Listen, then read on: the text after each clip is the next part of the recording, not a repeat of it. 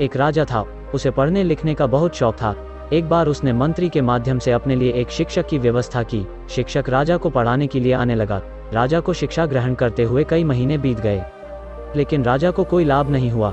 गुरु तो रोज खूब मेहनत करते थे, परंतु राजा को शिक्षा का कोई भी फायदा नहीं हो रहा था।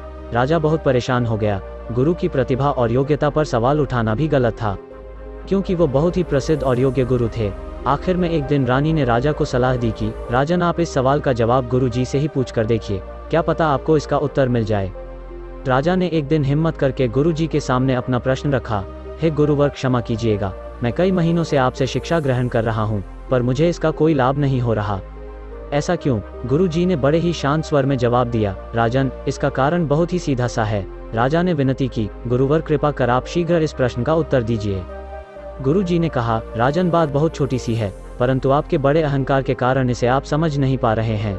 इसीलिए राजन, आप परेशान और दुखी है। माना कि आप एक बहुत बड़े राजा हैं, आप हर दृष्टि से मुझसे पद और प्रतिष्ठा में बड़े हैं, परंतु यहाँ पर आपका और मेरा रिश्ता एक गुरु और शिष्य का है।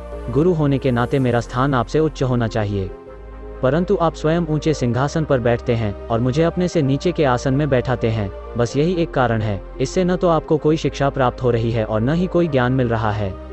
आपके राजा होने के कारण मैं आपसे यह बात नहीं कह पा रहा था। कल से अगर आप मुझे ऊंचे सिंहासन पर बैठाएं और स्वयं नीचे के आसन पर बैठे, तो कोई कारण नहीं कि आप शिक्षा ग्रहण न कर पाएं। राजा की समझ में सारी बात आ गई थी।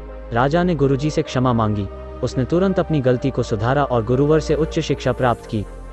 दोस्तों, इस छोटी सी कहानी का अर्थ यह है कि हम रिश्ते, नाते या धन वैभव किसी में भी कितने ही बड़े क्यों न हो, हम अगर अपने गुरु को उसका उचित स्थान नहीं देते तो हमारा भला होना मुश्किल है। और यहाँ स्थान का अर्थ सिर्फ ऊंचा या नीचे बैठने से नहीं है। इसका सही अर्थ है कि हम अपने मन में गुरु को क्या स्थान दे रहे हैं। क्या हम उनको सम्मान दे रहे हैं या स्वयं के ही श्रेष्ठ होने का घमंड कर रहे हैं। अगर हम अपने गुरु के प्रति यह भावनाएं रखेंगे तो हमें उनकी योग्यताओं और अच्छाई का कोई लाभ नहीं मिलने वाला, और अगर हम उनका आदर करेंगे, उन्हें महत्व देंगे, तो उनका आशीर्वाद हमें अवश्य ही प्राप्त होगा।